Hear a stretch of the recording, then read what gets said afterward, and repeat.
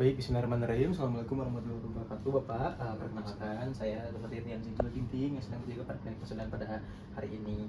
Punten Bapak, jadi tujuan saya datang ke sini itu untuk mengedukasi Bapak. Sebelumnya saya turut prihatin atas kondisi yang Bapak alami sekarang. Mungkin saya akan mengedukasi Bapak tentang cara berwudu ataupun tayamum agar Bapak tetap bisa beribadah. Apakah Bapak bersedia, Pak? Baik, Pak. Jadi Pak, di sini saya ingin memastikan identitas Bapak terlebih dahulu. Dengan Bapak siapa, Pak? Julio Bapak Julio. Pak, umurnya berapa, Pak? 40 Untuk alamatnya di mana, Pak? Kemayoran. Di Kemayoran ya, Pak. Baik, Pak. Jadi pertama-tama pada saat kita akan melakukan edukasi wudhu dan juga tayamum pada pasien, pertama kita akan memastikan terlebih dahulu dari kondisi sekitar pasiennya dulu, baik dari bed maupun dari sekitar bednya, untuk memastikan bahwa bednya ini dan juga bapaknya ini bersih dari najis. Kita bisa lihat, alhamdulillah di sini kasurnya ini atau bednya ini sudah terbersih dari najis, agar pasien tetap bisa melakukan ibadah di atas bednya. Adapun apabila terdapat najis pada bednya, mungkin kita bisa memasangkan juga sebuah alas yang kedap air untuk pasiennya bisa beribadah di atasnya. Akan tetapi apabila hal tersebut tidak ada atau tidak bisa dilakukan, maka pasien tetap bisa beribadah meskipun bednya dalam keadaan najis di sekitarnya. Lalu kita juga yang kedua, setelah memastikan kondisinya, kedua kita memastikan kondisi dari pasiennya. Kita harus melihat pasiennya, apakah pasiennya di sini apakah dalam keadaan tidak boleh terkena air atau tidak bisa berwudu.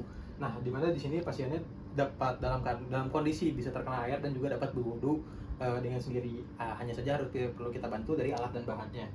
Nah, lalu di sini apabila pasiennya terdapat di pemasangan kateter atau yang lain, itu tidak perlu dilepas karena itu tetap mengesahkan ibadahnya.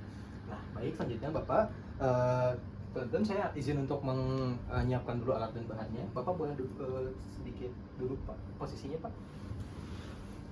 Pertama-tama kita menyiapkan alat. Yang pertama itu bisa menggunakan handuk ataupun baskom di sini agar untuk ketika kita membantu pasien berwudu itu tidak terkena atau kemana-mana airnya.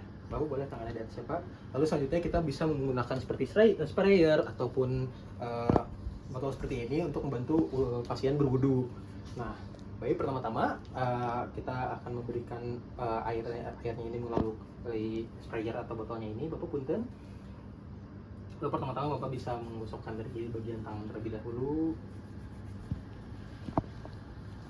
Baik, Pak.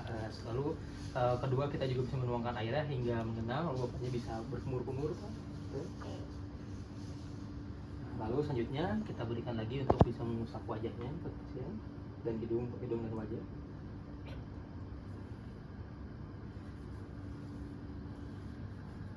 Lalu selanjutnya bisa menggosokkan dari tangan hingga ke siku, Bapak.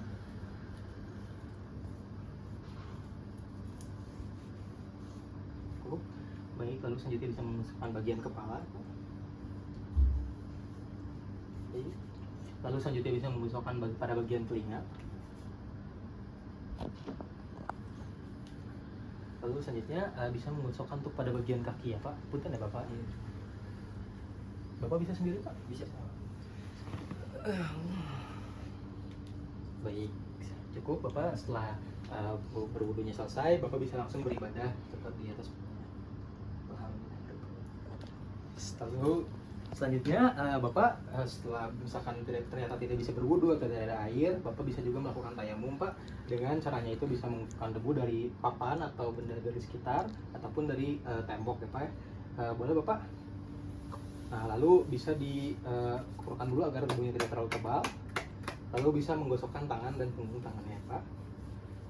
Lalu selanjutnya bisa mengumpulkan debunya lagi, Pak. Kumpulkan lagi, Pak. Lalu bisa mengusap pada bagian wajah. Cukup, Bapak. Nah, setelah dalam kondisi sudah bertayamum, itu Bapak bisa ibadah lagi, Pak. Baik, Pak. Sekian mungkin yang bisa saya sampaikan. Bapak, apakah ada yang ingin tanyakan dulu? Sudah cukup. Baik, Bapak hatur nuhun ya, Bapak. Saya izin pamit diri, undur diri. Assalamualaikum warahmatullahi wabarakatuh. Waalaikumsalam.